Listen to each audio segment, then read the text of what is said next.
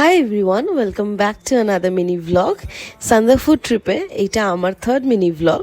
So last ভিডিওতে তোমাদের সঙ্গে শেয়ার করেছিলাম যে আমরা কলকাতা থেকে বাগডোগরা হয়ে ভায়া ফ্লাইট হয়ে আমরা মানেভঞ্জন পৌঁছেছি, আর মানেভঞ্জন থেকে আজকে যাব হচ্ছে টুমলিং।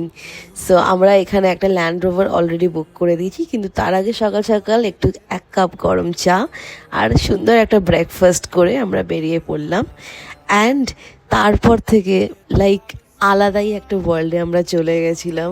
এত সুন্দর একটা লং জার্নি রোড ট্রিপ হলো।